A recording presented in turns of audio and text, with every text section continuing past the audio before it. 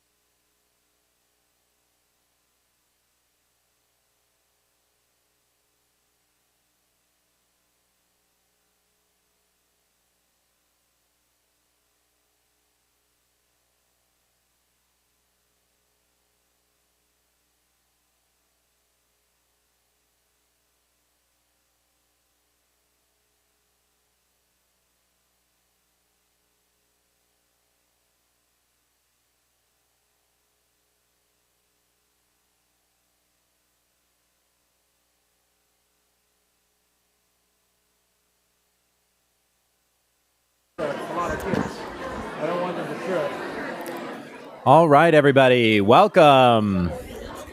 Shh, thank you. Good evening and welcome to the Elk Grove Unified School District Board Meeting. Live streaming of full in-person board meetings is available to the public by using the link located on the district's website. Today's meeting is being video recorded and will be available on the district's YouTube channel. We encourage you to attend meetings and share your feedback with the board. Your active participation is valued and contributes to the decision-making process. During regular board meetings, the public may make public comment on items on the agenda or items not on the agenda. Requests to make public comment will be accepted for an item up until the board president introduces the item. Generally, members of the public will be given 3 minutes to address the board. If there are 15 or more comments on a specific item, the board will reduce individual comment time to 2 minutes each. If there are 30 or more comments on a specific item, the board will reduce individual comments to 1 minute each. Individuals may not defer their time to another individual speaker to increase their total speaking time. Please be mindful that district students may be watching. You are encouraged to address the board and the public in a respectful manner such that all those observing, from children to adults, are made to feel welcome, safe, and valued. The board shall not permit any disturbance or willful interruption of board meetings. Persistent disruption by any individual or group shall be grounds for the board president to provide a warning and then to terminate the individual's privilege of addressing the board. Next up is our land acknowledgement. Ms. Chin. Thank you very much. We acknowledge that the Elk Grove Unified School District administrative facilities and schools occupy the unceded territory of the Miwok, the original people of the skies, land, and waters where we work and learn. The Miwok have cared for these lands since time immemorial. They continue to teach their traditional knowledge that comes from and responds to the needs of the land and people who share it. May our daily lives and work teaching, learning, leadership, and community engagement support the evolving vision of the Miwok for their community in these lands. May we strive to acknowledge the past for the betterment of our future generations. May we look towards our tribal partners, the Wilton Rancheria, the descendants of the original people of this land, to assist with the successful education of our community. Thank you very much. And to lead us in the Pledge of Allegiance, I'd like to call up Miss Jessica Meads. And before you get started, Ms. Baldwin has some words of acknowledgement. Indeed. So it gives me great pleasure to acknowledge Mrs. Jessica Meads. Stone Lake Elementary School is honored to recognize you as our education partner. Mrs. Meads and her family have been part of the Stone Lake Elementary community since 2016. Mrs. Meads is the proud parent of Jonah Meads, a current 8th grader at Toby Johnson Middle School, and Elise Meads Bramer, a current 5th grade student at Stone Lake Elementary. Mrs. Meads personifies what it means to be connected and an involved parent. While at Stone Lake, Mrs. Meads has held numerous positions on the PTO board, spearheaded countless events, currently serves on school site council, and always helps to make Teacher Appreciation Week special for our staff. There is no way to quantify all the things that Mrs. Meads does for our school, but rest assured, it is a lot. There is a saying, behind every great PTO mom stands a great PTO dad. And that is definitely the case here. Mrs. Meads' husband, Wesley, also supports our school at every PTO event and is always the last to leave. He is even helping to coach our volleyball team this year. Mrs. Meads could not do all that she does for our school without the support and helping hand of her husband. In closing, one of my favorite words, awesome, perfectly describes Mrs. Meads and her family. Mrs. Meads and her family are a pillar of our school. Their investment and dedication have strengthened our culture and atmosphere. On behalf of the entire staff, we want to say thank you for helping make Stone Lake Elementary awesome.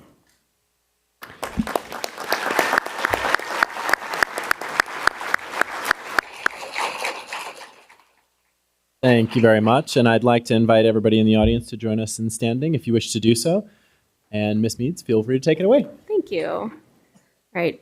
Salute. It's been a minute. Pledge.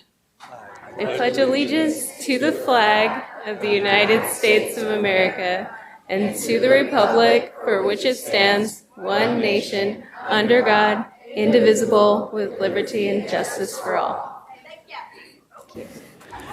And Ms. Meads, don't go anywhere. We've got some recognition.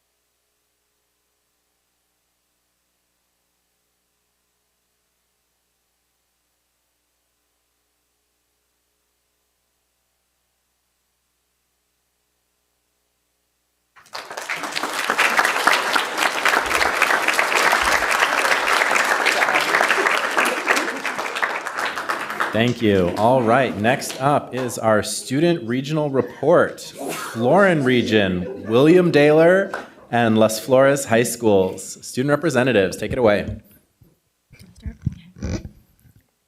Good evening, Board President Michael Vargas, members of the board, and Superintendent Hoffman and Ms. Avalos. My name is Inshra Akhtar.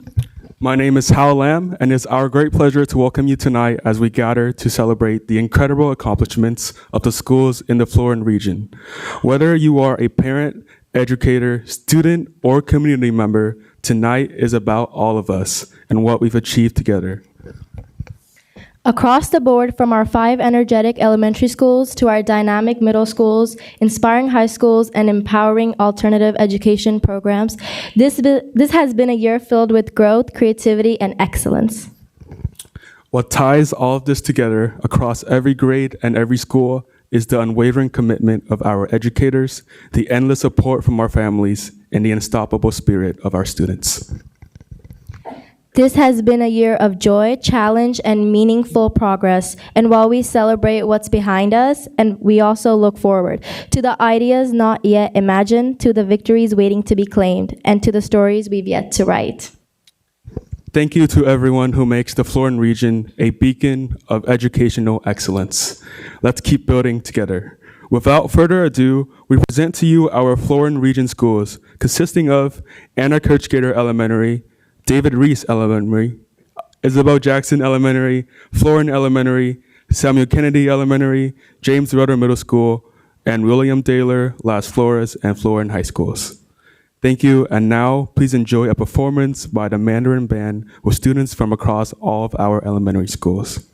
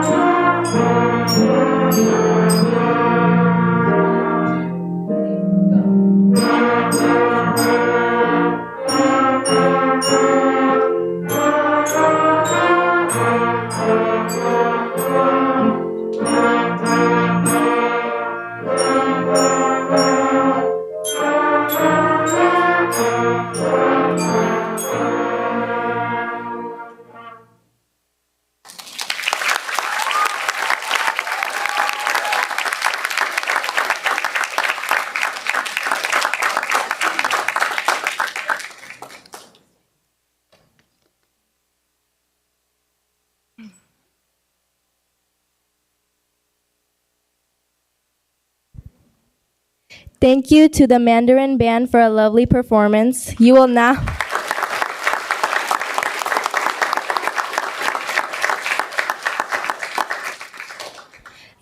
hear from representatives from each of our schools, beginning with Coraline Yang from Anna Kirchgater Elementary School.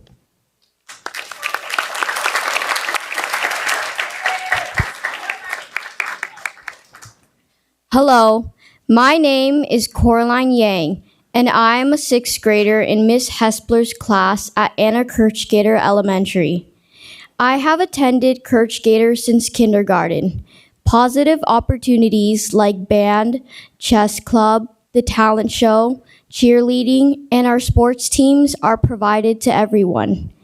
I joined the chess club this year and have participated in the band for the past 2 years playing the trumpet. I have enjoyed learning the basics and can now play over 10 songs. We also have built a community in our classroom and have developed life-changing friendships.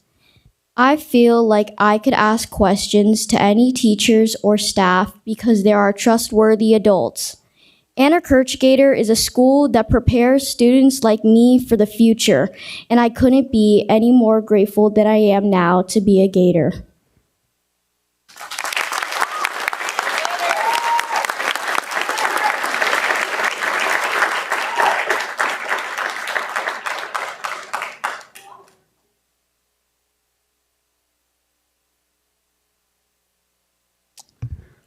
Wow, sounds like things are going great at Anna Kirchgater. We will now hear from Michelle Leanna Taval from David Reese Elementary.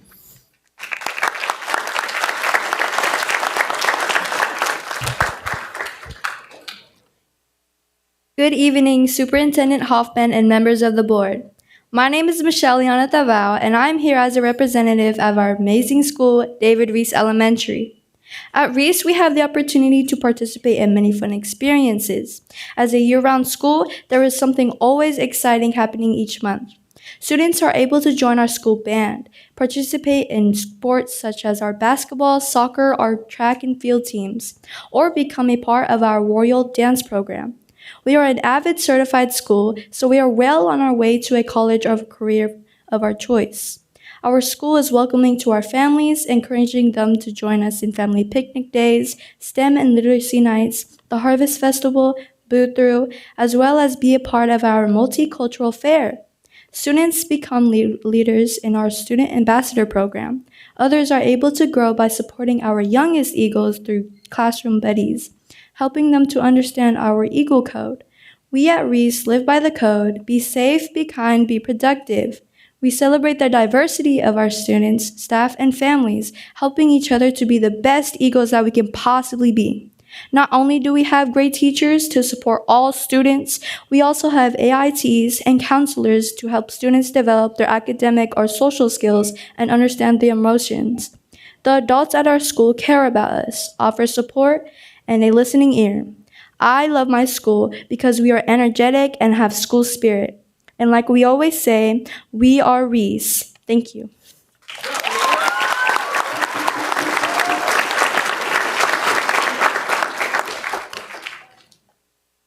Thank you for letting us know about some of the wonderful things happening at David Reese. We will now hear from Florin Elementary School.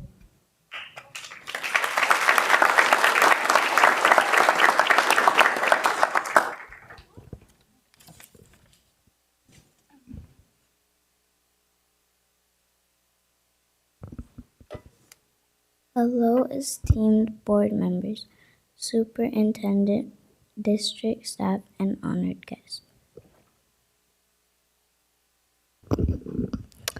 We are the Florin Elementary Student Leadership Team, and we are pleased to share some of the exciting activities happening at our school.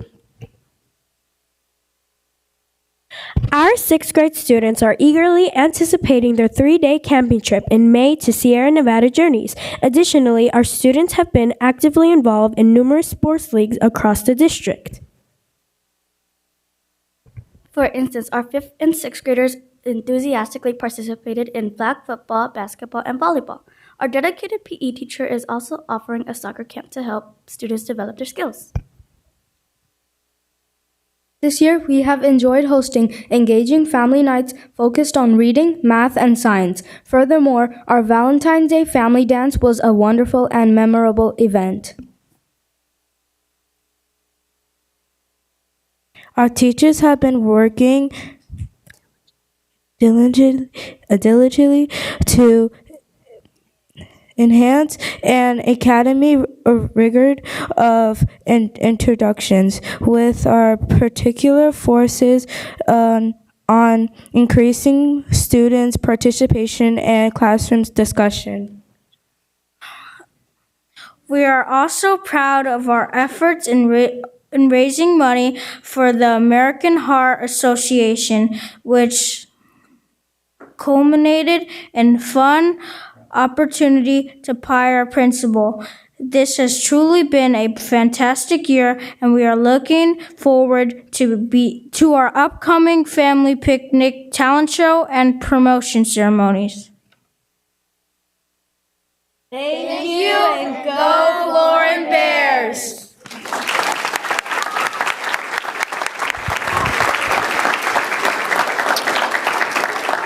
Thank you, Florin Elementary. Sounds like a great place to be. We will now hear from Vincent Vu from Isabel Jackson Elementary School.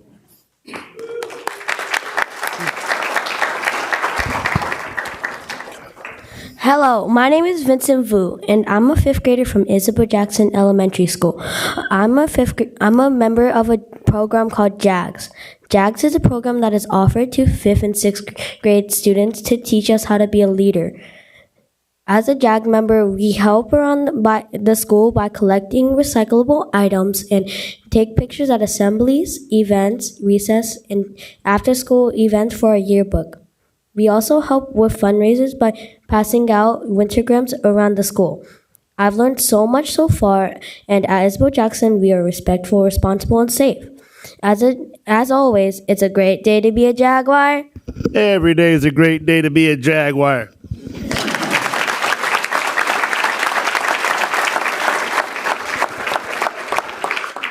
Thank you from the Isabel Jackson Jaguars. Now we will hear from Nadine Vacalaloma from Samuel Kennedy Elementary School.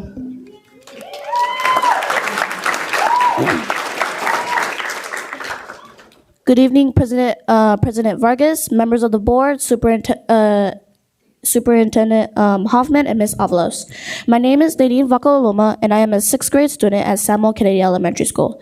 Kennedy is one of the most diverse schools in the Elk Grove Unified School District. With 945 students, we're proud to celebrate that diversity every day. Last Wednesday, we held our annual Multicultural Week, and it was a big success. We welcomed the Florin High School Lion Dancers and the Vietnamese Student Club to perform and celebrate with our students. It was amazing to see so many cultures come together in one place. On Thursday, we hosted Author Night in the library, where our families joined us to meet an Afghan author, Toba Adina Joa. It was a beautiful night full of storytelling, culture, and connection. Last Friday, we slimed our principal and our vice principals. Why? Because our school met our fundraising goal for the American Heart Association. We also finished the 4th episode of Kuru Kids TV, our student-produced news show. In our next episode, we will visit our new greenhouse, which was generously donated by the Elk Grove First Foundation, meet members of our new folklorico dance group, and meet our new awesome volleyball team with Coach Pope. Be sure to follow us on our YouTube channel to keep up with all the exciting things we are doing at Kennedy. Thank you for your continued support, and remember, it's a great day to be a Cougar. War.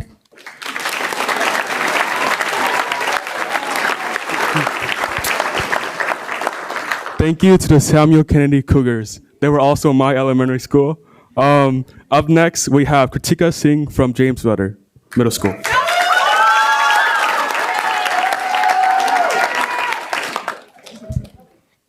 Good afternoon. My name is Kritika Singh, and I'm an 8th grader at James Vetter Middle School. At Vetter, we strive to be responsible, respectful, safe, and kind. Our school is like no other. We are an incredibly diverse school, which was recently highlighted at our 33rd annual multicultural show. For example, 406 students achieved honor roll last quarter. A few activities our students participate in are competition band and choir, math leads, cheer, and athletics. At a district showcase, 2 Roadrunners placed first and second for their artwork. Recently, a group of hardworking students identified a problem and were able to present solutions to the Youth Action Project. Our 8th graders strive daily to exhibit the core values that all staff and students display. On May 30th, responsible 8th graders will be celebrating their successful school year as they walk the stage of our school's 59th promotion. I hope you all can attend our celebration. Thank you.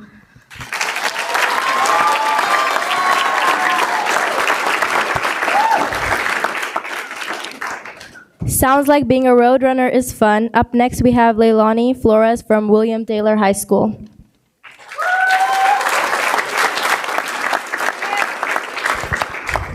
Good evening. My name is Leilani Flores, and I wanted to share about William Daylor High School. Daylor is an alternative school located in the Florin region. As a Daylor student, we learn how to be owls. That means we own it, we work hard, we strive, we listen for excellence, and we strive. We listen and we strive for excellence.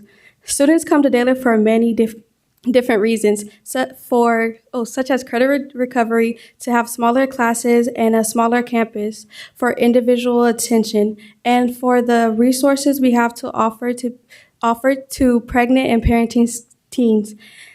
At Daylor, we focus on giving students what they need inside and outside the classroom.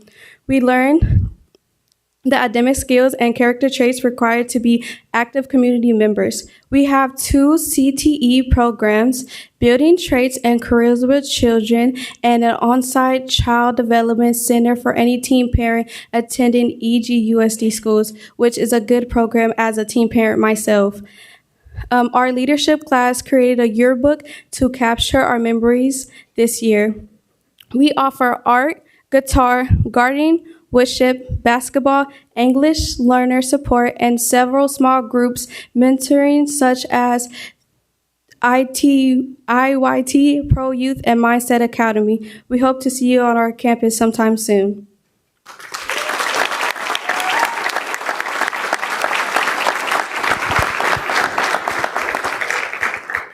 Things at Daylor sounds great. Next, we'll be hearing from Kaylee Lear from Las Flores High School.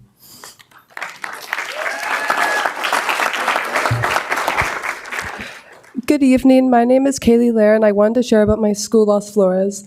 Las Flores High School was established in 1976 to provide an alternative path to graduation.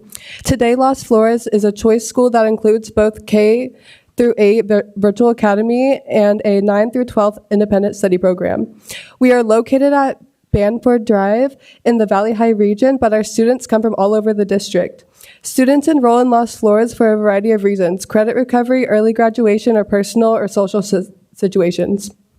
After the pandemic, the number of students enrolling for social, emotional, and mental health reasons increased. Las Flores provides a safe, supportive learning environment with one-on-one and small group teachings. Students take online and in-person classes and labs in all subjects. This year, we have gone on monthly field trips or meetups, participated in a community art mural, developed a Lego club, and started our own television studio called Falcon TV. Las Flores Falcons are respectful, responsible, and resilient and are able to work independently. We love to see you at our campus.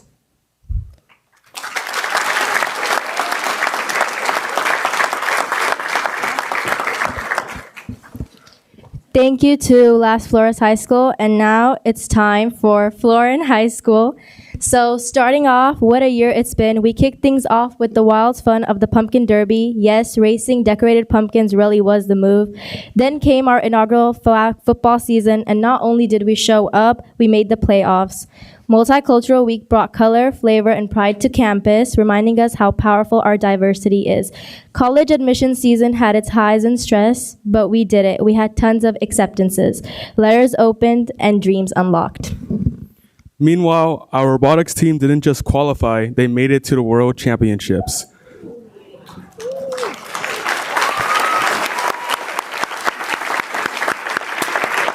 Talk about next level.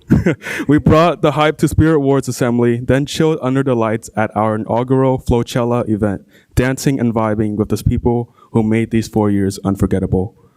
And now it's graduation. We've grown, we've conquered, and we're ready for whatever's next. Wow, what are some schools our kids got into?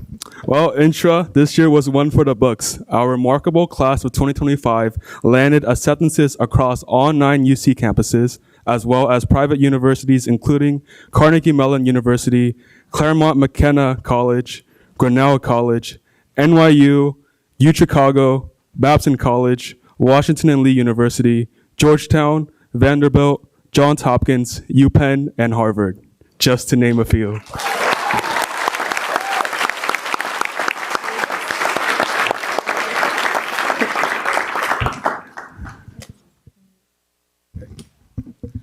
Well, now it's time to show our spirit. Please join me in welcoming cheerleaders from across the Florin region.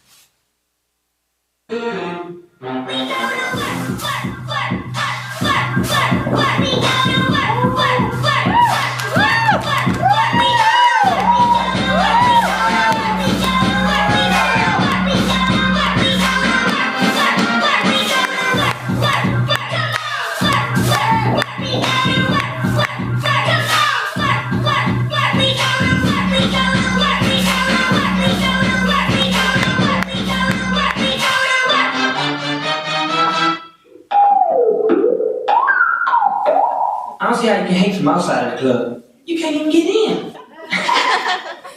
Leg out.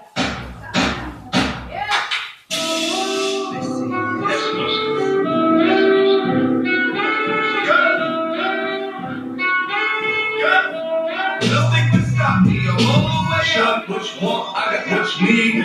Shut what you want, I got what you need. Shut what you want, I got what you need.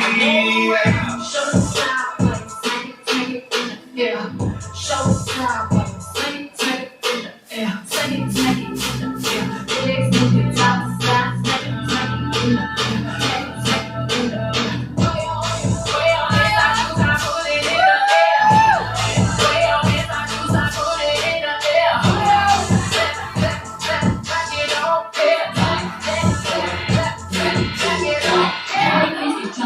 hope. Team up, I want no hate. I'm grinding, I'm shining. I'm on my way. They got me never settle. This year is so much better. I'm chilling, I'm winning. Like on another level. You can come on. See me as I'm praying. Nothing I'm afraid of. And I can have it all. 5, 4, 3, 2, 1, go!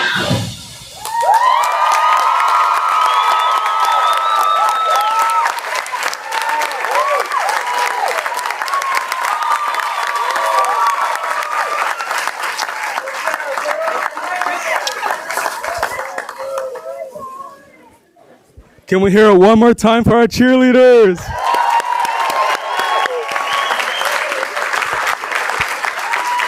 All right. We're almost done here. We're going to end the night with the Florin High School alma mater presented by Florin High School Choir. And we invite all of you guys to join us for the last line, Forever Florin High.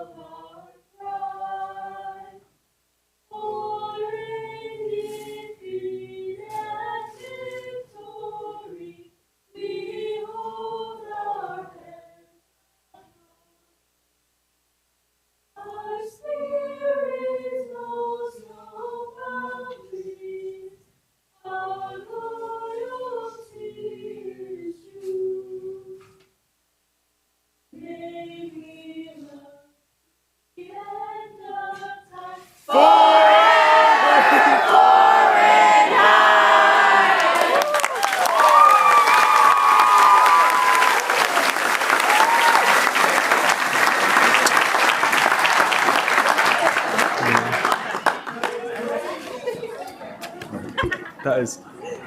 Okay. All right, thank you, students. Before we move on, I want to take the opportunity to recognize the principals. Justine Fuller of William Daylor and Las Flores. Bree Bahar of Florin High School. Andrew Johnson of James Rudder Middle School. Wilbert Vialta of Florin Elementary School. Scott Hadley, Isabel Jackson Elementary School. Sandra Brown, Samuel Kennedy Elementary School. Sherry Sanchez, Anna Kirchgater Elementary School. And Patrina Baggett, David Reese Elementary School. Thank you very much. Students, you are dismissed.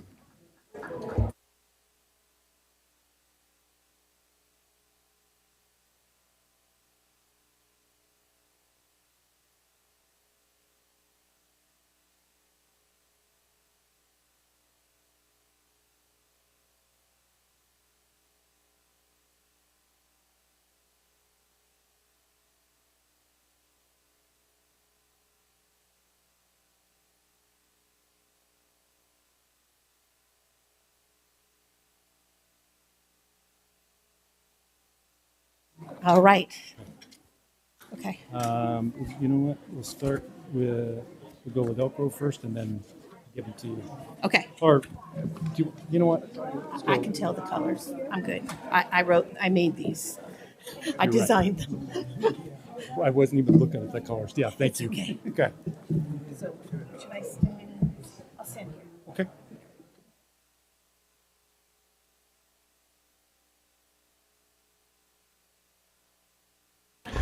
All right, as the last of our students file out, let's move on to our next item, athletic recognition for Winter CIF champions. Mr. Dave Nickerson. Thank you. Good evening, President Vargas, members of the school board, Superintendent Hoffman, and Ms. Avalos. Tonight, I am honored to introduce to you two very special athletes and one very special team. Sky Snyder from Elk Grove High School wrestled in the 125-pound weight class at Elk Grove High School, and Giselle Solano from Franklin High School wrestled in the 100-pound weight division. Each of them won the Sac Joaquin Section Masters Tournament in their weight class at Adventist Health Arena in Stockton. There are over 200 schools that compete in the Sac Joaquin Section, and these outstanding wrestlers were crowned champions. It's a grueling 2 days of wrestling with 32 wrestlers in each weight class, and both of them claimed the top of the podium.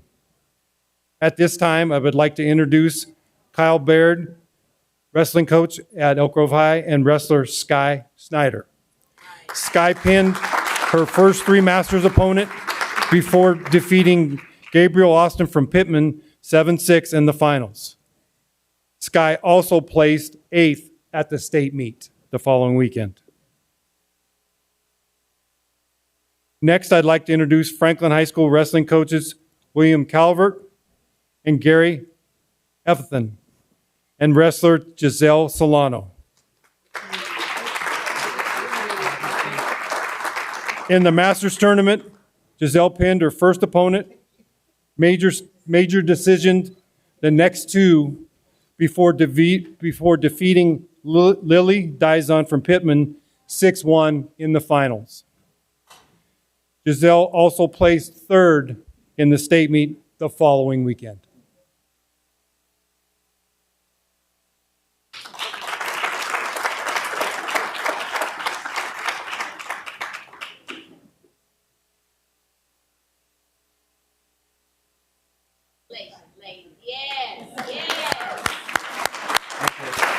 Good job on your first presentation. Thank you. Nice to meet you. Thank you, Coach. Have you more? We have Yeah. these two. They're here. The coach is going to introduce them. So. Okay, so I'll stand there with Jacob. Okay. Next, I'd like to honor Franklin boys soccer team. The Franklin boys soccer team won the school's first soccer boys section championship with a 1-0 victory over Davis High in the finals. Number 1 seed Franklin High School marched through the playoffs, beating Mountain House, Pleasant Grove, Turlock, and then Davis to secure their championship. At this time, I'd like to introduce head coach Jacob Shanning, who will introduce his coaches and athletes.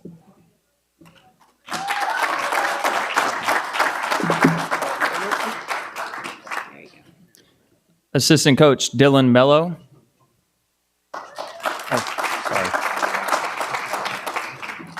Assistant coach Carlos Chavez. Christian Azevedo. Cameron Betancourt. Nikhil Bomick. Jacob Bowie. Ivan Chandra. Fernando Cisneros. Carson Clemens. Elijah Dela Cruz. Alejandro Flores. Malcolm Jamerson.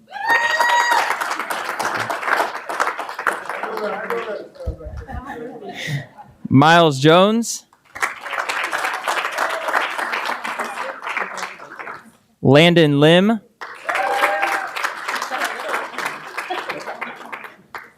Adnan Mohammed. Ethan Morris. Joe Ochoa. Adrian Perez. Mason Reyes. Landon Robertson. Mikey C. Diego Villaseñor. Luke Whalebrock. Easton Wardlaw. And Marcos Zarate.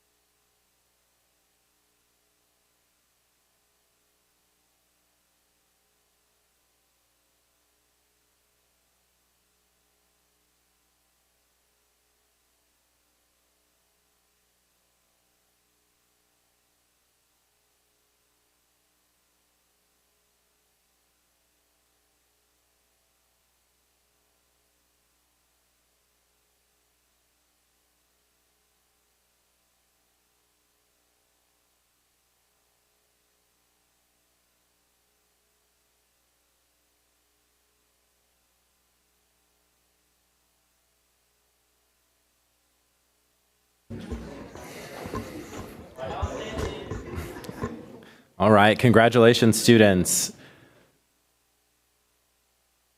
Next on the agenda, we are moving to resolutions. Our first resolution of the night, recognition of Day of the Teacher. Miss Buckmaster.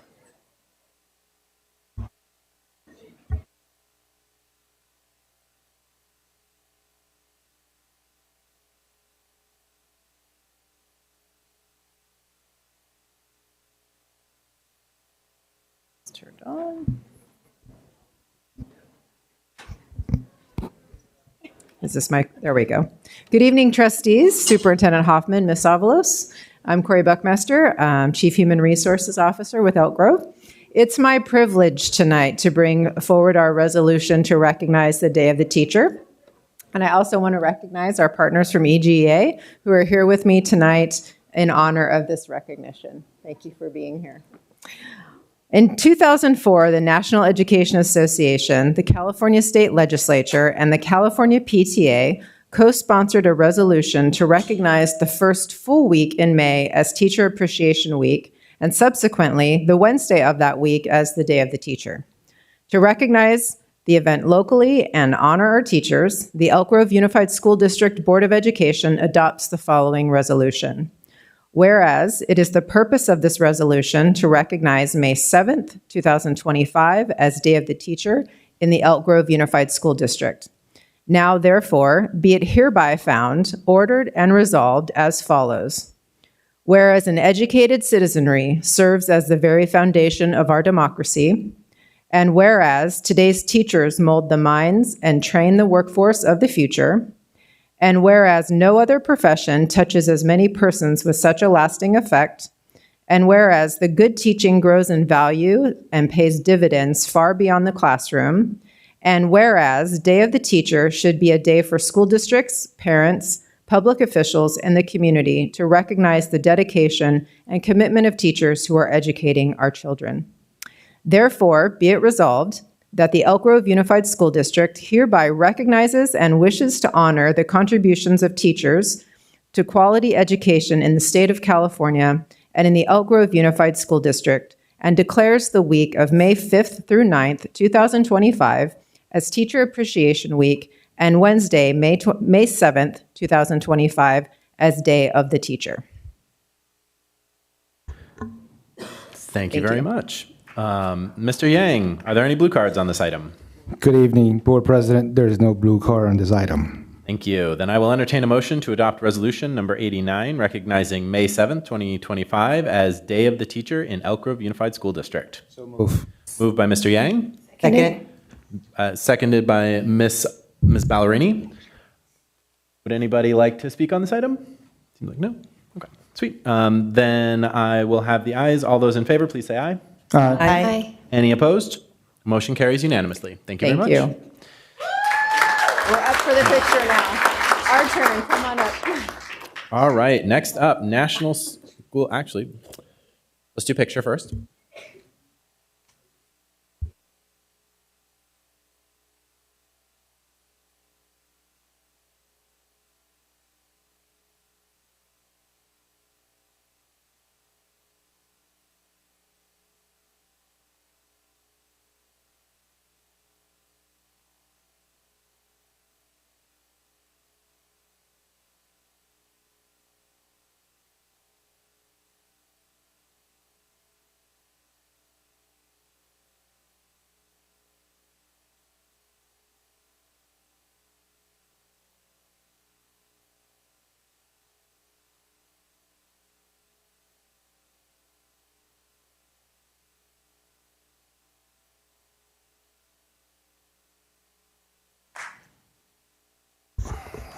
All right, next up, National School Nurse Day. Mr. Singh.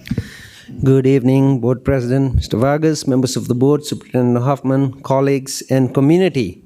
I want to have my colleague nurses come forward, please. This is their day. Right in front here. Good. Perfect. So, since 1972, the National School Nurse Day has been set aside to recognize school nurses. This year, School Nurse Day is May 7th, 2025. Where's Tommy? Tommy. I'm lost without Tommy if you didn't recognize. So National School Nurse Day was established to foster a better understanding of the role of school nurses in the educational setting and to recognize the role they play in a student's education. A student's health is linked to the ability to learn, and school nurses stand at the intersection of health and education, weaving the support needed to reduce barriers to learning and promote healthy children, families, and communities. School nurses support students with a wide variety of medical needs, from minor health issues to providing daily care for students who are medically fragile or who have chronic conditions. During any given day, our school nurses, amazing school nurses here, provide first aid care and health assessments, write care plans and coordinate the care of students with chronic or acute health conditions, communicate with teachers and other staff and parents to ensure the safety and well-being of students, administer a variety of medications and monitor delegated medication administration, assist in the evaluation of students for special education services, coordinate and provide vision and hearing screenings, and educate and train staff on asthma, life-threatening allergies, diabetes, blood-borne pathogens, and you name it. School nurses are the leaders of healthcare, providing care and coordination, advocating for quality student-centered care, and collaborating to design systems that allow students to develop their full potential. With that, it is my honor to recognize some of our amazing nurses who are present with us tonight, and request the board to approve resolution number 83 for 24-25, recognizing May 7th, 2025 as National School Nurse Day.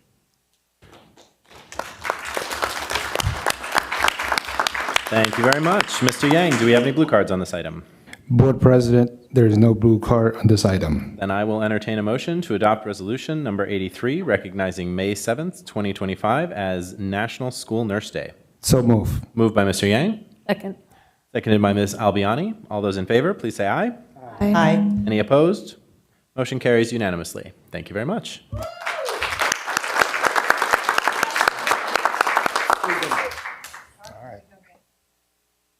New tradition. I just pushed it back. Yeah. Good job.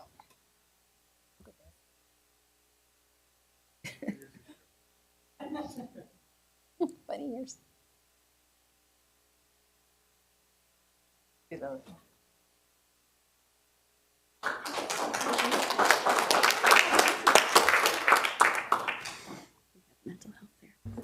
All right, next up. To note that social workers support mental health. Next up, National Mental Health Awareness Month. Mr. Singh. Awesome. We'll continue the the theme of appreciation, and it's my honor to request the board to approve Resolution 84, 2024-25, which will recognize May 2025 as National Mental Health Awareness Month. And I'm going to ask some of our mental health providers to come forward here, please. This is a reflection of some of our mental health providers in our school district. So National Mental Health Awareness Month was established in 1949 to increase awareness of the importance of mental health and wellness and to celebrate recovery from mental illness. This resolution raises awareness of trauma and the impact it can have on physical, emotional, and mental well-being of children, families, and communities. Mental health is essential for a person's overall health and well-being. This year's Mental Health America theme is turning awareness into action. The goal is to learn how modern life affects mental health with new resources to navigate our changing world, to act by building our coping toolbox to manage stress, difficult emotions, and challenging situations, and to advocate to improve mental health for yourself, your friends and family, and your community. Mental Health America is inviting health organizations and school districts to join in spreading the word that mental health is something everyone should care about. To support the effort to increase awareness of mental illness and emphasize the importance of mental health, we will be sharing the Mental Health America Toolkit along with information and resources from the National Alliance on Mental Illness with our sites and community. In addition, we will continue to inform our students, families, and staff of the available resources within EGUSD and our local communities. Katie, please. Thank you. I need Katie just as much I need Tammy. I need health and mental health. With that, I'm going to ask the Board of Education to approve the requested resolution number 84, 2425, recognizing May 2025 as National Mental Health Awareness Month, and appreciate all these amazing providers who do the good work every day. Ooh. Thank you very much. Mr. Yang, are there any blue cards on this item? Board President, there's no blue card on this item. Then I will entertain a motion to adopt resolution number 84, recognizing May 2025 as National Mental Health Awareness Month. So moved. Moved by Ms. Ballerini. Second. Seconded by Ms. Baldwin. All those in favor, please say aye. Aye. Any opposed? Motion carries unanimously. Thank you very much. Thank you. Let's keep doing it. Got a new picture plan.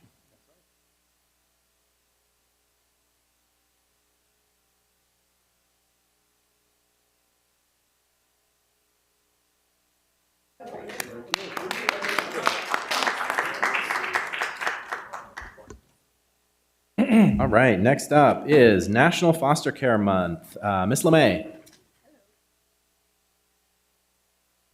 Good evening, Board President Vargas, members of the board, Superintendent Hoffman, and Ms. Avalos.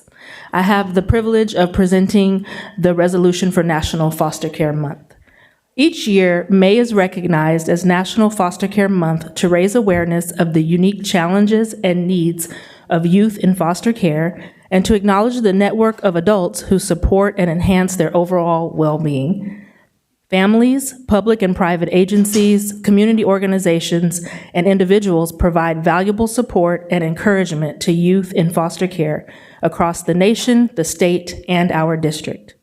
During the month of May, Elk Grove Unified School District would like to honor the contributions of our caregivers, educators, community partners, and service providers who contribute to the stability, educational achievement, and emotional and physical well-being of youth in foster care.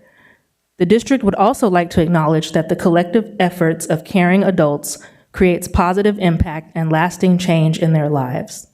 With that, the Board of Education is requested to adopt Resolution Number 76, recognizing May 2025 as National Foster Care Month. Thank you very much. Mr. Yang, are there any blue cards on this item? Board President, there's no blue card on this item. Then I will entertain a motion to adopt Resolution Number 76, recognizing the month of May as National Foster Care Month. So moved. Second. Moved by Ms. Baldwin, seconded by Ms. Chin. All those in favor, please say aye. Aye. Any opposed? Motion carries unanimously. Thank you very much. Oh, I don't get a picture?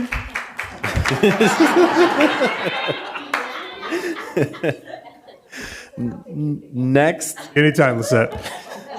Next up is Bike, Walk, and Roll to School. Dr. Coates. All right. Good evening, President Vargas, members of the board, Superintendent Hoffman, Ms. Avalos. I am happy to be here tonight to ask the board to approve resolution number 82 for 24-25, designating May 7th, 2025 as Bike, Walk, and Roll to School Day. Bike and Roll to School Day is celebrated across the nation as part of National Bike Month in May. This year's events will be celebrated on May 7th, 2025 at Elk Grove Elementary Schools as Bike, Walk, and Roll to School Day. Elk Grove encourages students, families, and staff to leave their car at home and bike, walk, or roll to their school or work site as part of the National Active Transportation event. On Walk and Roll to School Day, school staff and community members coordinate and implement activities at each school site with assistance from our Safe Routes to School coordinator. In school communication, students and families are encouraged to leave the car at home and try an active route to school. Encouragement strategies include education about the benefits of walking and biking to school, participation prizes, and organized walking school buses and bike trains. The day promotes physical activity, safety, concern for a healthier environment, and strengthen connections between the school and community. Bike, Walk, and Roll to School Day can also be a launch event for more routine active transportation programs that may continue at school sites throughout the year.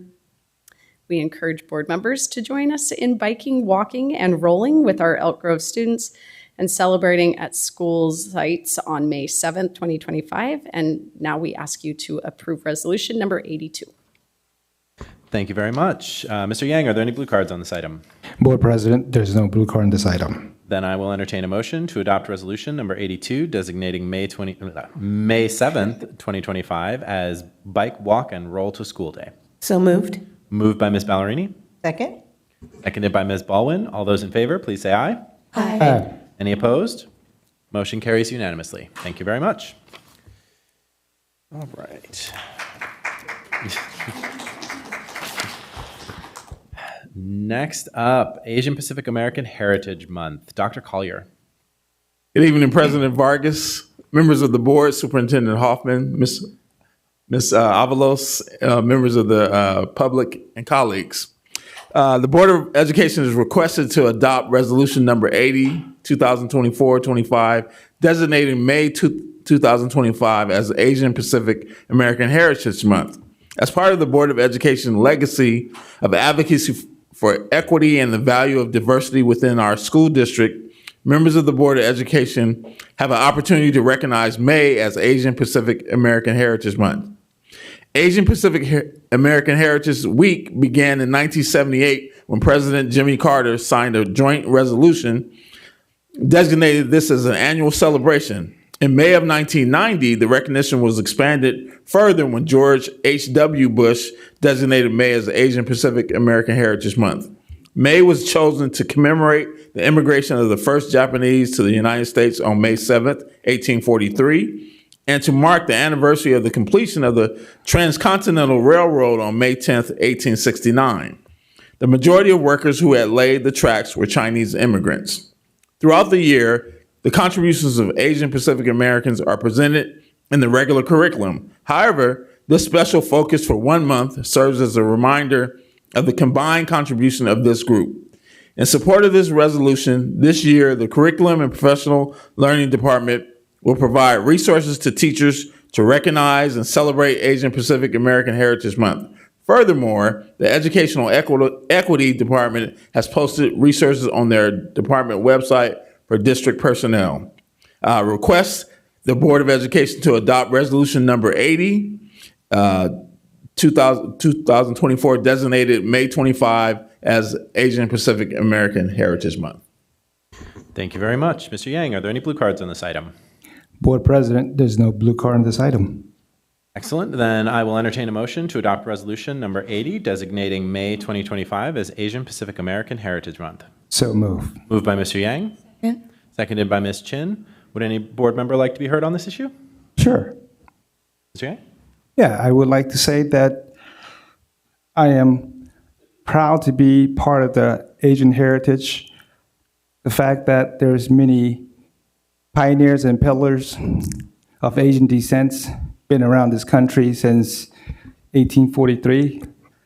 It's great to know that there's great contribution to this great country, United States of America, and the Asian community continue to play that role in many sectors in our country. And the fact that Elk Grove Unified School District, Asians is the majority of the minority in this school district, which is very, I would say, unique, but very proud to represent that. And in Elk Grove Unified School District, we don't just accept diversity, but we celebrate diversity. Thank you very much. Would any other board members like to be heard? Seeing none, all those in favor, please say aye. Aye. Any opposed? Motion carries unanimously. Thank you very much. All right, next up is Physical Fitness and Sports Month resolution. Dr. Collier, back to you. I was going to do a display of physical fitness, but I wanted to keep the decorum of a Board of Education meeting. The Board of Education is asked to adopt resolution number 81 for the 2024-25, designating May 2025 as Physical Fitness and Sports Month. This resolution recognizes the central role of physical education and sports in creating a healthy lifestyle for all children in the Elk Grove Unified School District. The President's Council on Sports, Fitness, and Nutrition recognized May as Physical Fitness and Sports Month, and its mission is to invoke a call to action to recognize the value and importance of having physical activity and physical education in the lives of kids and adults.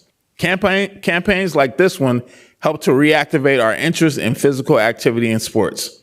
Fitness and sports are not only good for our physical health, but they are also to improve the quality of our lives overall.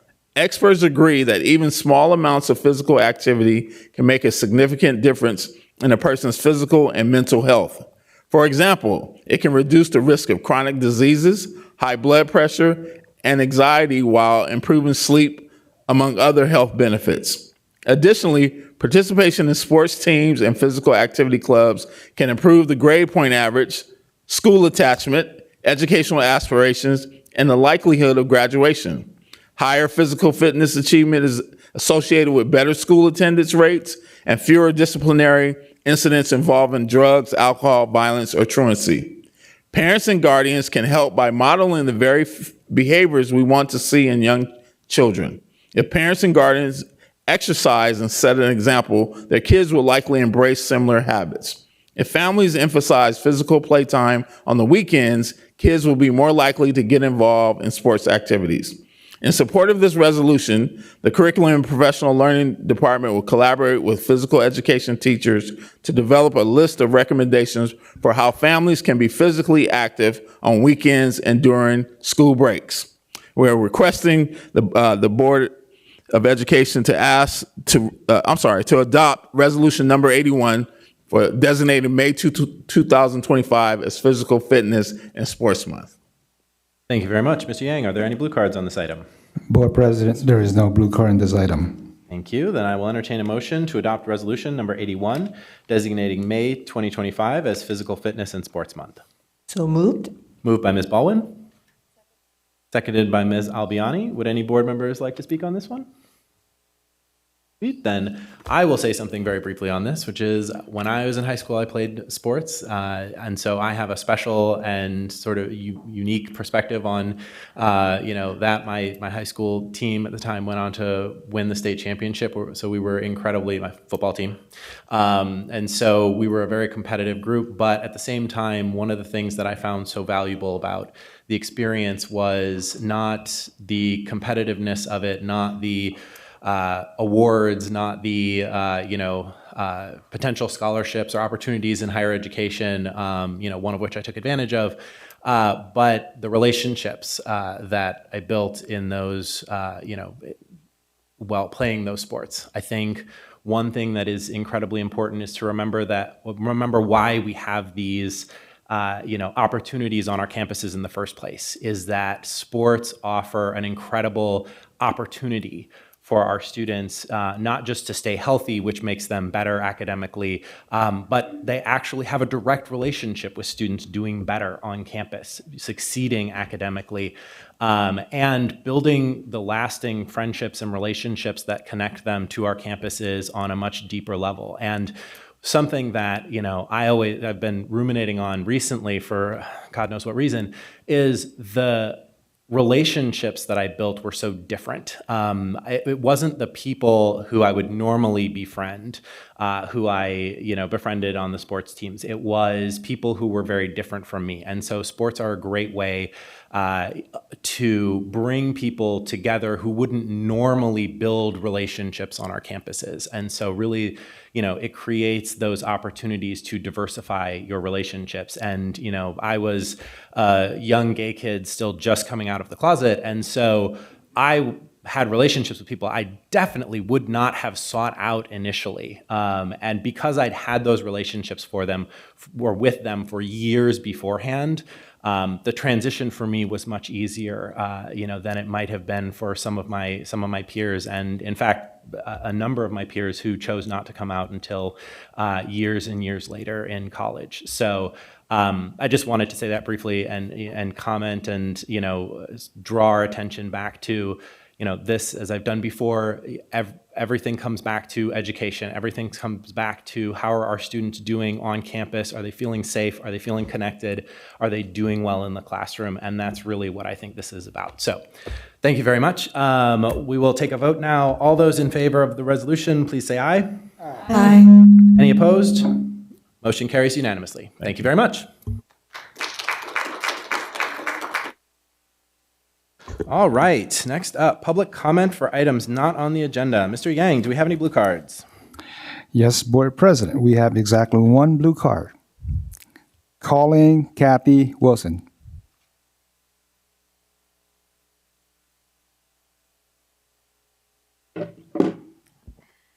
Greetings. I didn't have this written down. I have some other things to read, but I just want to let you all know that I am really just a conduit of what I'm saying. A lot of family members here in our district, staff, students have shared this with me. There are a few ideas that are mine, but I just wanted to put that out there at first.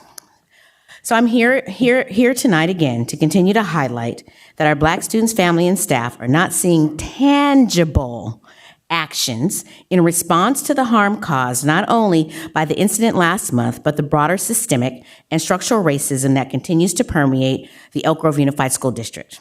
I want to be clear. Many were personally harmed last month, as well as in the past. How many of you have reached out to our Black students, families, and staff? And I'm asking this way. And if you have, what help have you suggested or given besides just listening? When coming to speak, I've been told not to complain without offering solutions. The irony is that it's painful. Time and time again, our Black community members are harmed in this district, and then we're expected to be the ones who have to fix the harm. As one parent put it so plainly, she said to me, "You keep asking the oppressed to solve problems created and maintained by the oppressors. That should not be our role, and it should not be our burden." We are actually demanding, that our board, along with our district leadership, move beyond words and move towards visible concrete action. Our community deserves more than a letter or vague commitment to equity. We are waiting to see how you will lead. But we do have just a few tangible actions that have been shared with me that I wanted to share with you. One, you could visit every school site and classroom and make it explicitly clear that the use of the N-word is unacceptable. Be more than allies, be abolitionists. If there are targeted groups for Black students, which is on our LCAP, let's see it in practice. Let's implement culturally relevant curriculum programs and partnerships that serve and inform Black students, families, and staff, including organizations like BYLP, Code Switch Restorative Practices for Girls of Color, and expanding IYT, just a few examples. Establish a strategic response team that can respond in real time when racial harm occurs. Remove all core novels and supplemental material across the district that include the N-word. Our students should not be forced to relive that trauma in the name of literature. Audit and remove all online Google Classroom content that contain the N-word. As of just 2 weeks ago, those materials were still accessible. These are only a few steps, and they are only a few of the actions that have been brought to me. Let's have a conversation and actions that lead to true systemic and structural change. We cannot keep asking our Black students, families, and staff to carry the weight of this alone. You all have power. You all have a responsibility to act. We do too. We're watching. Thank you.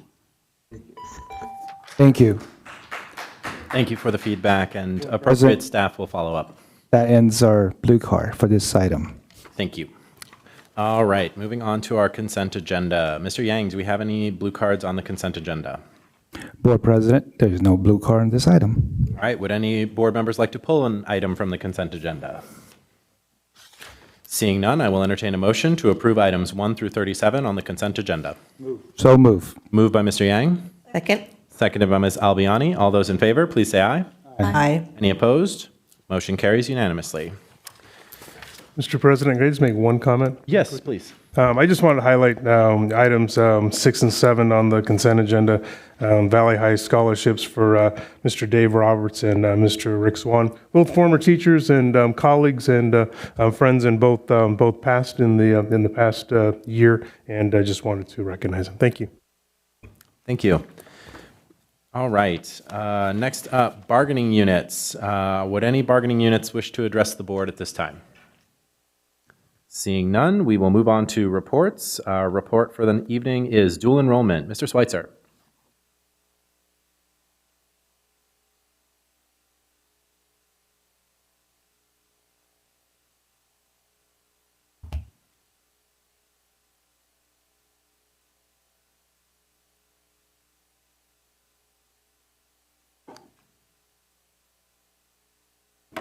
All right. Good evening, Board President Vargas, members of the board, Superintendent Hoffman, and Ms. Avalos. Tonight, we're here to share a high-level overview of all of the opportunities students have to earn college credits while still enrolled in high school. And when we look at our learning vision here for us, our learning targets support our early college credit opportunities by promoting college and career readiness, ensuring all students have access to the vast college opportunities we offer, providing additional support where needed, and then we definitely want our parents and community partners to be involved in this process so they're aware. And then tonight, our topics will include all of our early college credit opportunities. We'll share the pilot that ran last year at Monterey Trail and follow up on what's continuing this year. And then we'll share our future opportunities for students and staff through dual enrollment. Sue's not with us tonight. She became a grandma again, so she's at home, but have our coordinator from College and Career Readiness, Leanne Aubert, and she'll be here to share with us. Clicker's not working, so right arrow. Okay, great. Good evening, everyone. I'm very excited to be here tonight to share with you the opportunities our students have for early college credits in our district. And as Mr. Schweitzer mentioned, we will talk about these 3 topics, but we're going to start with all the different types of early college credit opportunities that are available in Elk Grove Unified. So one of the most exciting parts of our work in Elk Grove Unified is the range of opportunities we offer students to earn college credits while they're in high school. The slide outlines the 4 primary ways students can earn early college credits, each with different structures, benefits, and implications for future success. So we're going to walk through them, and we're going to start with high school articulation. This is kind of where it all started for us in the College and Career Connections world. So these are high school courses that align with a college course, usually in career technical education. And students can earn credit by exam, by portfolio, or demonstration. Credit is noted not like a normal college course on a college transcript. It has a transcript note, and it says that it is an articulated college course, credit by exam. So it looks a little bit differently than in other types of college credit courses. Credit depends on the receiving college's direction. Not all colleges accept articulated credit, especially outside of the community college system. Next up, I'm going to talk about dual enrollment. There's a couple different types of dual enrollment. There's CCAP dual enrollment, College and Career Access Pathways dual enrollment, as well as our non-CCAP, which is like our old advanced education dual enrollment. We're going to focus mostly tonight on our CCAP dual enrollment, and I'll explain what that is in a little bit. But this is when a student enrolls in a real community college course concurrently, taught by a college qualified instructor, and the grade they earn is transcripted on their official college transcript. There's more weight to this model in terms of portability and credibility with colleges across the state. And so we have been working really hard to expand this type of dual enrollment into our secondary schools. So you've heard CCAP a couple times. We've called it College and Career Access Pathways. It's a formal MOU with Los Rios Community College District that allows us to offer closed college courses exclusively to our high school students during the school day at no cost to them or their families. This structure is designed to reduce barriers, expand equitable access to college coursework. We'll talk more about this with our pilot in a little bit. We also have what is called accelerated college entrance. This is what we call ACE agreements. It's a type of dual enrollment with Sacramento State, CSUS Sacramento. These are college courses aligned with CSU Sacramento and taught by high school faculty who meet minimum qualifications. So like CCAP dual enrollment, these courses officially carry official college credit and appear on the CSU transcript, offering students a head start towards CSU pathways. Next is advanced placement, which is probably the one that most people know about. These are high school courses ending in a single national exam, and students may earn college credit only if they score well, typically a 3 or higher, and again, credit varies by college policy.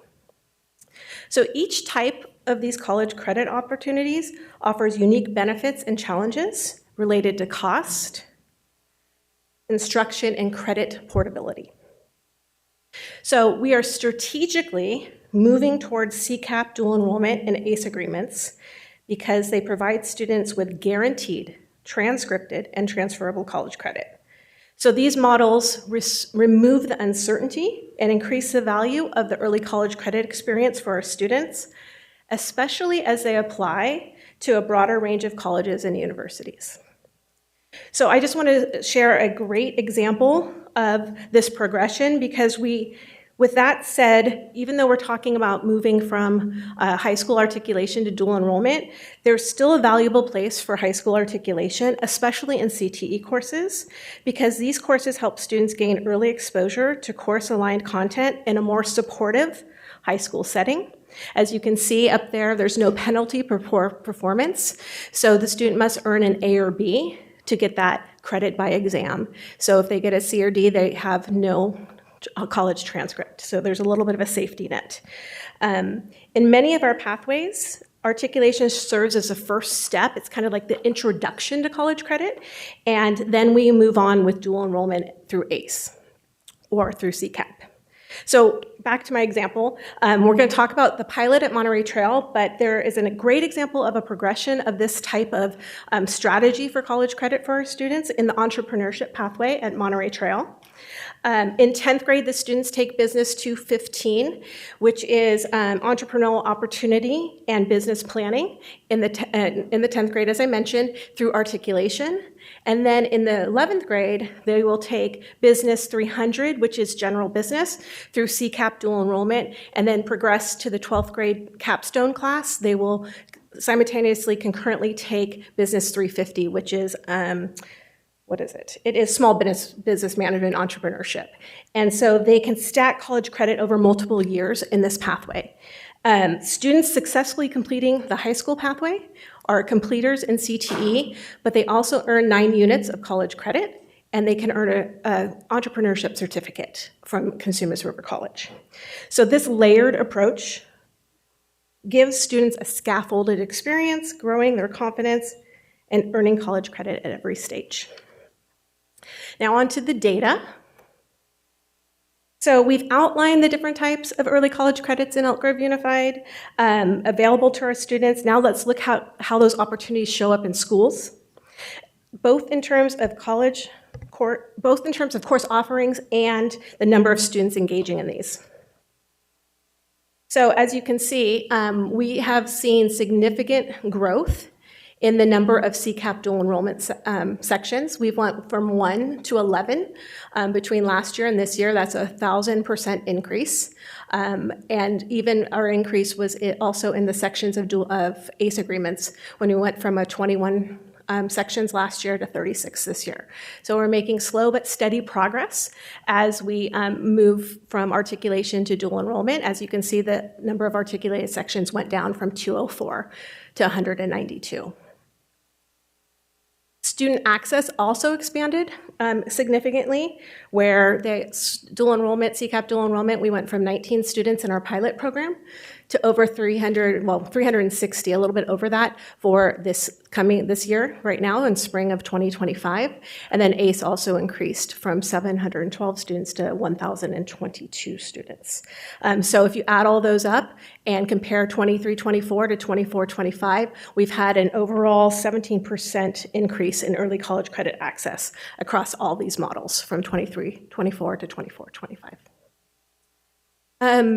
Just to kind of give you a breakdown of like who is in these classes and the strategy behind it, our current early college credit strategy in Elk Grove is deeply connected to how we structure our CTE pathways currently. So for CCAP dual enrollment, it's mostly 11th and 12th graders. It's not just based on the readiness alone of the students, but it's also strategic design decision.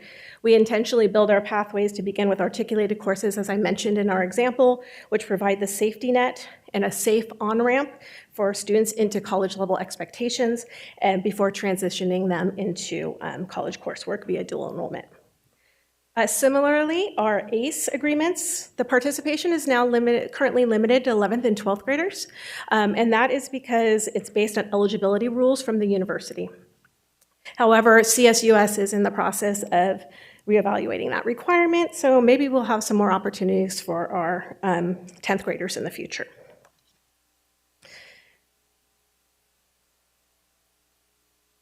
So while most of our focus recently has been on expanding dual enrollment and ACE opportunities, it's important to remember that advanced placement remains a significant part of this journey in the early college credit landscape. So let's take a quick look at the numbers for last year. So last year we had over 11,500 students enrolled in AP courses district-wide. In May of 2024, we had 9,299 students take the AP exam, and 6,647 of them scored a 3 or higher. If we look at that compared to the total number enrolled in AP, we get a 50% success rate of students enrolled versus the students who got a 3+, and so that's actually potential, making them eligible for potential college credit, again, depending on the college that they choose to go to. AP continues to be a strong component of our early college strategy. So now that we've looked at the landscape, the data for dual enrollment and AP participation district-wide, let's shift our focus to our first ever CCAP dual enrollment pilot. This initiative represents a major step forward in how we're rethinking access to college credit. And it all started at Monterey Trail in the spring of 2024 in partnership with Consumers River College. So in this pilot, 11th grade students took Entrepreneurship 2 at the high school, paired with Business 300, a 10-week asynchronous college course that began March 18th. Mr. Peters met minimum qualifications to teach the business class through the college, as well as qualifications of the credential to teach the high school class, and he taught both segments. The results were really promising, as you can see. 95% of the students earned an A, B, or C, with one student withdrawing with a W. Overall, this pilot highlights the potential of CCAP dual enrollment to provide meaningful, successful college experiences to our students while they're still in high school. All right, so we talked about the expansion from one pilot CCAP dual enrollment section to 11. As you can see from this slide, we now have 360 students enrolled approximately, and it spans 5 high schools. Consumers Oaks and Pleasant Grove High School are offering AH311, which is medical language for the healthcare providers. Ron Peters at Monterey Trail and Entrepreneurship 2 is offering general business, and that should say Entrepreneurship 3 is offering small business management. And Sheldon is doing a biotech class with American River College, and Valley is doing an administration of justice class with Sacramento City College. So we are expanding, and we have big plans for the future with this CCAP type of dual enrollment. So I talked a little bit about the CCAP pilot program at Monterey Trail. It served as a really critical learning opportunity for us because it allowed us to reflect on student experience, instructional design, as well as system supports. And so we learned a lot. And so these insights directly have shaped how we're expanding from here on out, and how we want to make sure that we're expanding thoughtfully and equitably. So it may not be fast, but it's strategic and intentional. So now that we have a clear understanding of how to embed student supports to help students succeed, these rigorous courses in rigorous college courses in high school, we are looking for a huge expansion over the next couple of years. So ACE takes up 2 slides here. Turning now to our ACE agreements with CSU Sacramento. In the spring, we are offering ACE-aligned courses in following key industry sectors, which are within our career technical education pathway pipeline. So we have information and communication technologies, computer science, engineering, public health, I'm going to go to the next slide, and world language. So these fields reflect high skill, high demand areas, and the courses are aligned with both career pathways as well as college majors, giving students exposure to areas of their interest. We offer ACE agreements, as you can see, across all of our 9 comprehensive high schools across the district. And in the previous slides, we saw that the enrollment went from 712 to 1,022 students this year, and that's a 44% increase. So the continued growth and expansion of ACE is a direct result of intentional planning, strong university partnerships, and commitment to ensuring equitable access. All right, as we look to the future and we look ahead, our vision for dual enrollment in Elk Grove is centered around 2 priorities: growth and equity.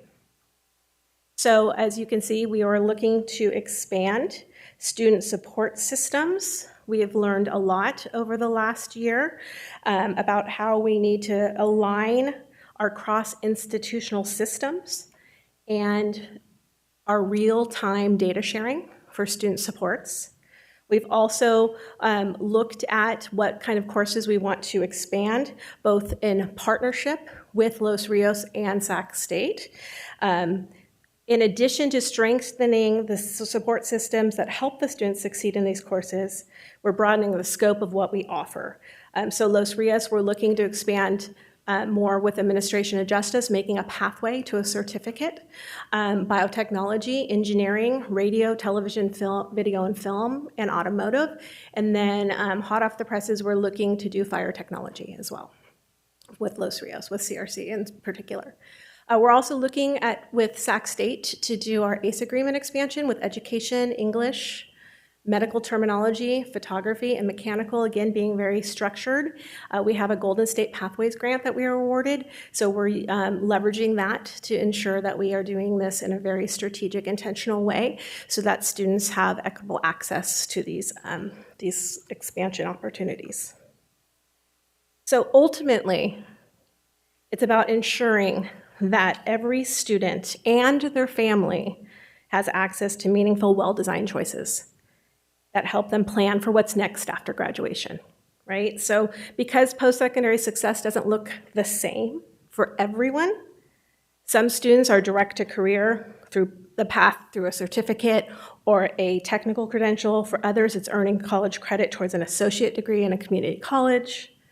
And for many, it's about building a strong foundation to transfer to a four-year institution and beyond. But the commitment of Elk Grove Unified is simple, and it's grounded in equity and access. And every student, regardless of background or goal, deserves a pathway that prepares them for life after high school, whether that is college, career, or both.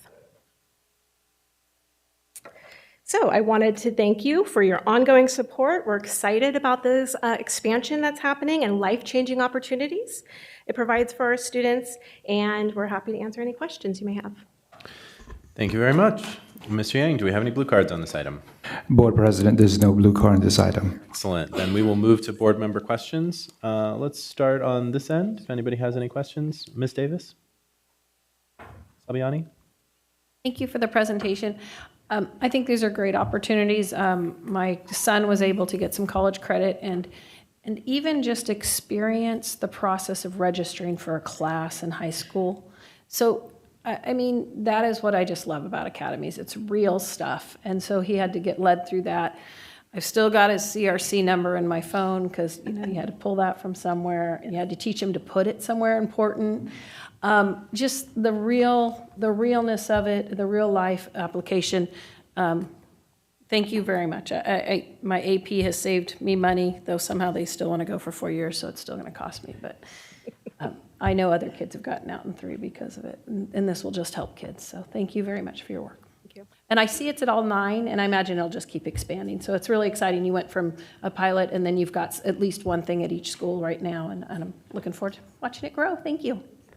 Thank you. Mr. Yang? Yeah, I also want to say thank you and for the presentation and sharing these information. I think it's really great for our students who are able to participate in this type of program. I wanted to ask a couple questions and maybe make a recommendation. So I see this data here.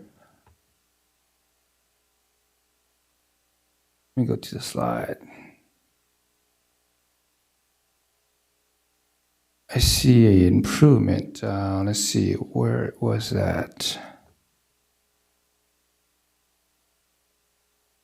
Yeah, so right here on number of students with opportunity on category 3, category 2, number of dual enrollment students. So I see that 2023, 2024, we have 19, and then currently we have 360. So that's a great increase of a number of students, right? So what is the cost? What's the reason for that jump?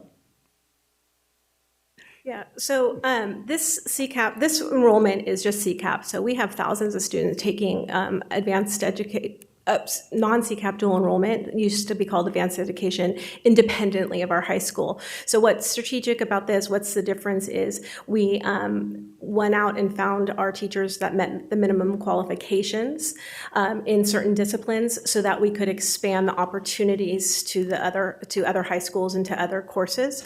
And so that's what's the difference. We were able to expand. We actually wanted to expand quite a bit more, but we ran into some system alignment roadblocks. So, but yeah, I would attribute it to being strategic. I know I've said that word so much tonight, and intentional, but for things to be successful, we need to make sure that we are strategic in our offerings, and really a lot of it lies with the minimum qualifications of the teachers, because Cosumnes River College, which is our partner college, likes to hire our instructors to do dual enrollment. Great, thank you for that effort for improvement. And the last part I want to talk about is the future classes. I see a lot of great classes here. I have an engineering background, so seeing biotechnology and engineering is really bringing a smile to my face.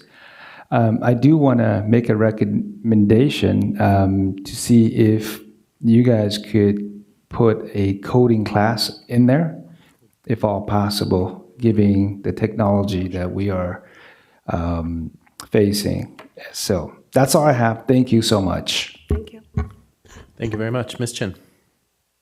Thank you for the presentation. I have no questions, but just want to reaffirm that this has, as a student, has been incredibly beneficial for me. I know that not only does it allow us to get ahead in terms of credit, but it challenges us in ways that we otherwise would not be able to be challenged. We know what it's like, what the setting going to be somewhat like, taking a college-like course, and we get to really develop this discipline and drive to do good in our work, and it really encourages us and motivates us. And I know for certain myself and my peers, a number of them actually have saved significant amounts of money because of these opportunities, including AP, dual enrollment, et cetera. So just thank you for this presentation. Thank you very much. Ms. Ballerini. I have a couple questions. So are these all online classes or in-person classes? Or are there some of each? There's a little bit of both. Because I saw the asynchronous one. Yeah, but- so our articulated classes in person, those are our teachers teaching courses throughout the day. Right. One of the dual enrollment opportunities with Mr. Peters at Monterey Trail was our teacher teaching our students during the day. And then for the dual enrollment credit, he taught an asynchronous online after school. So Okay. that's where we are able to partner with Los Rios. He's hired as an adjunct faculty member to be able to do both. Okay. Yeah. When my daughter was at Sheldon, she took an English class that was high school, for college also. So I understand how that works. Okay, so if they're in-person classes, do they take time off from our school and go to them, or how does that work? There's a little combination of both. If it's the ideal situation is our teachers Teaching are hired on. as adjunct faculty by the college university, and they're teaching our students during the day. That way we have our students from the 8:30 to 3:30 timeframe. Athletics, VAPA programs, outside life doesn't get in the way of them taking the course, but there are opportunities for students to take classes outside of the school day. Or diving in a little further, there's opportunities for seniors and juniors to have a release period to go take a class. There's several different options that they can do to meet that schedule. Okay. Yeah. Maybe this is out of my lane, but I'm going to ask. So if it's one of our teachers teaching as an adjunct professor, are they paid by both entities? They are, yes. Okay. So Okay. there is pay for our teacher to meet and align our course with the college university course. So there's Okay. separate pay outside of the school day for that. We are teaching our teacher for their work during the day, and then the college is paying them as an adjunct faculty teaching the asynchronous course outside of our school hours. Okay. Yeah. And you mentioned something about them meeting the minimum qualifications. What are the minimum qualifications for an adjunct professor Yeah. at? For the most part, it's usually a master's level, but we have been able to explore with some of the additional courses this year, bachelor's plus workforce experience to meet that qualification. So that's where we're able to do the expansion beyond just the program at Monterey Trail that we ran last year. So the teacher at Monterey Trail had a master's. It made it easy. He was hired as an adjunct faculty this year. A lot of partnership with Cosumnes River College in Los Rios. We were able to expand that opportunity with the bachelor's plus work years experience. So that's been a great help for us. Okay, so if there are other teachers that are out there seeing this tonight and it sparks something in them that's something that they'd like to do, is that something we're looking at building on? I mean, we're looking at building on. Who would they contact to find out if that's something that they can do? Probably one of us would be the best one. So there you go. Okay, that's great. Okay, that's it. Thank you for all of that. It helped me understand the differences in all of them as well. It's a lot, but I get it. Thank you. Thank you. Ms. Moore. Thank you very much for the presentation. I also learned a lot, and I think this is something that is really important, and I'm glad that we are expanding. I think it's a great opportunity for our students, and I did have a few questions.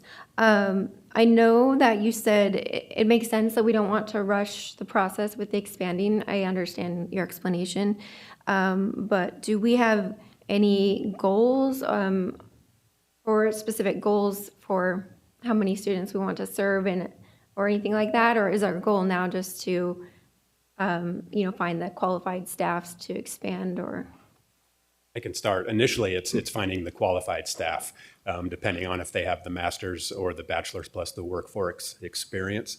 There's a lot of opportunity with a lot more conversations about potentially offering. There's some districts that have provided some grants where teachers can earn their master's, and the ultimate goal would be able to get into our core curriculum. For example, English 12 becoming College 300. I think Ms. Ballerini is nodding her head that she may have had some experience with that, but that would be an ideal example. That would require a lot more conversations with our union partners, with Los Rios, our teachers getting master's degrees so that they would be qualified for that and aligning our curriculum. But that would be an ultimate goal, and that's where some of our early college, middle, and high schools are starting to have students graduate with their AA degree while they're earning their diploma and so forth. There's a lot of examples throughout the state where that's taking place. Yeah, the initial conversation is we have some articulated classes that are aligned in our career tech ed programs, and this is a great opportunity to set up those pilots and kind of lay that groundwork for how this works so that we can continue to have good conversations and move forward. Wonderful. And just for context, what are the total number of juniors and seniors in our district? Do you? I don't have that number off the top of my head. Oh, okay. I would say approximately 9,000-ish. 9,000. Yeah. Okay. Yeah. Okay. And how do we compare to other districts and local charters with the opportunities we have? So there's not really a good comprehensive data system for all districts to be able to capture this data. So for us to understand where other districts are, it's basically word of mouth and anecdotal. So I don't have any quantitative data. But so I sit on a lot of committees regionally. And so I would say we're all experiencing the same rate of growth and expansion and some of the barriers that we're facing with the cross-institutional systems. Okay, thank you. And then, just to speak on AP, I know my daughter took advantage of those opportunities, and I think it's wonderful opportunities, but I know that she was also worried that some colleges might not accept, those credits, so that it is a great opportunity, but like you said, it does have challenges. And one note I would just like to, or something I hope that maybe we can do a little better, is that our counselors at our school sites can regularly visit with their assigned students. so that to make them aware of these opportunities and, talk about their goals and things like that so that they can identify students that might not be aware of these opportunities and might benefit from them. So I think that's something that I would like to see. I know a lot of feedback I get from parents is that they feel maybe that counselors aren't always responsive, or maybe they're not taking the initiative to meet with students. Instead, students are more so taking the initiative. And so I just think that could really be beneficial for students to understand how they can best reach their goals and, take advantage of these opportunities so that they can be successful. So just a note on that. Can I comment on that just for a second? Yeah. We've done great work with Nicole Brown, our district head counselor, and our counseling teams at our high schools in partnership with Los Rios. They hosted our counselors. We did an articulation day with Los Rios. Through that partnership, Los Rios is supporting us with advertising by advertising our opportunities beyond what we do through our course selection process and our websites, et cetera. But they're also sending direct postcards to students with what those opportunities are, and we're expanding that over to Sac State as well. So those partnerships that we have through some of those opportunities with our K-16 collaboration and the agreements that we have with CRC and Sac State is greatly helping through that and supporting the great work our counselors are doing.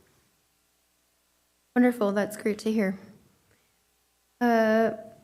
And just the last thing I'll say is, again, I just really appreciate the presentation so that we can learn more, and this is a wonderful opportunity for our students. I do hope we continue to expand. And then I also like how we're recognizing that every student is different, and not every student might want to go to college, or that might not be the right path for them. And so I really appreciate that we expand opportunities for kids to have success after high school, whether that's college or career. So I appreciate all you're doing to expand those opportunities. So thank you. Thank you. Ms. Baldwin. The glory of going last, or second to last. You answered quite a bit of my questions as well. I just wanted to clarify that the examples that are being shared with us, this is essentially what our district is doing to provide more exposure on our campuses, in addition to possibly going out to a Los Rios school, to provide our students with opportunities for college level courses. Is that right? Yes, definitely. Having our professors, our teachers become adjunct faculty and be able to engage the students during our school day is that best opportunity that we have. It eliminates coming to school early, staying late, transportation costs, navigating the college, like Board Member Albiani said with our students.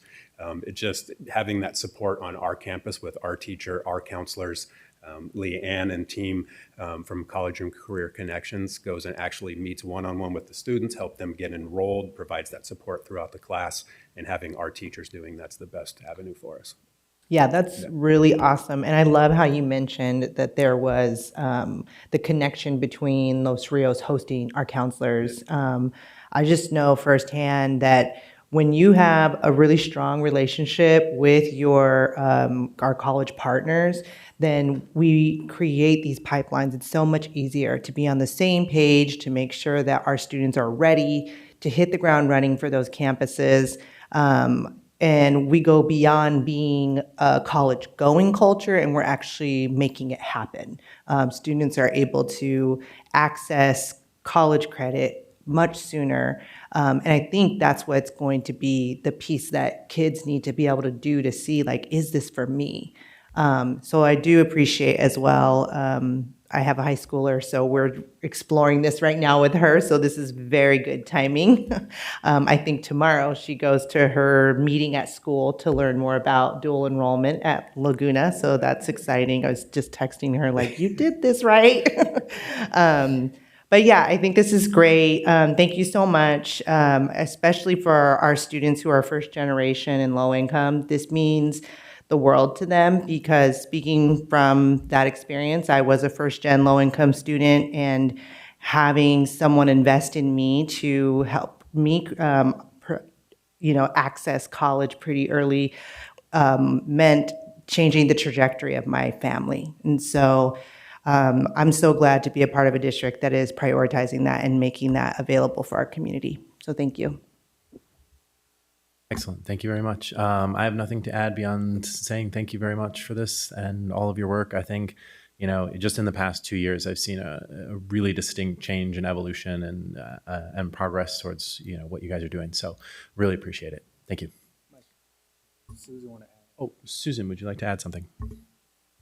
Yeah, I know that this is geared towards college credits and things, but we have several four-year trade schools in our area that aren't associated with college. Are we going to be looking into the future towards partnering with them so those kids could get a head start in those trade school programs and start their career a little earlier?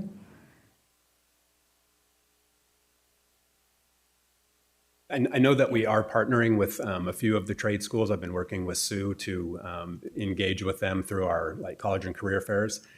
Kind of a foundation of CTE courses is that students do graduate with high school with certificates that allows them to enter into that career field with some advanced opportunities over somebody that didn't go through a program in high school.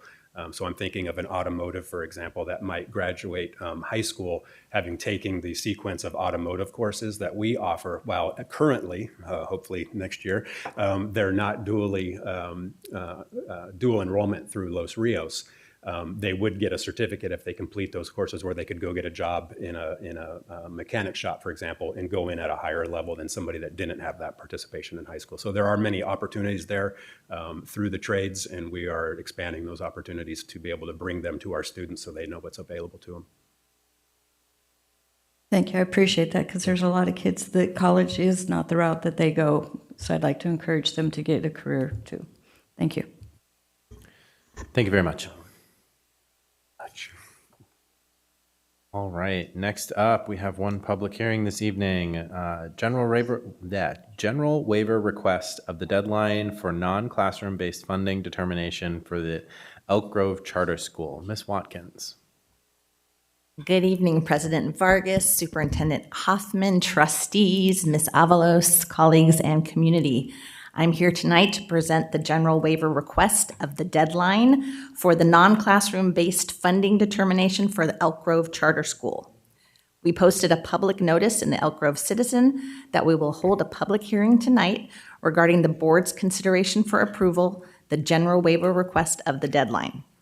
Elk Grove Charter School operates as an independent study program, and in order to receive state funding as a non-classroom-based instructional program, we're required to submit the funding determination calculation to the California Department of Education by February 1st of the fiscal year prior to the year the funding determination will be effective, when a new request is required.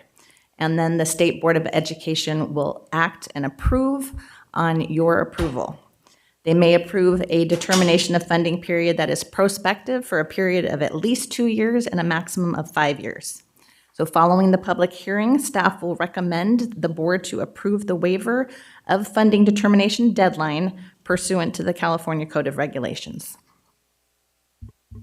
Thank you very much. I'd like to open the public hearing. Mr. Yang, are there any blue cards on this item? Board President, there's no blue card in this item. Excellent. Then I will close the public hearing and entertain a motion to approve the general waiver request of the deadline for non-classroom-based funding determination for the Elk Grove Charter School to the California Department of Education. So move. Moved by Mr. Yang. Second. Seconded by Ms. Ballerini. All those in favor, please say aye. Aye. Any opposed? Motion carries unanimously. Thank you very much. Next up, we have one action item this evening, employment agreement for non-represented employee. Ms. Buckmaster.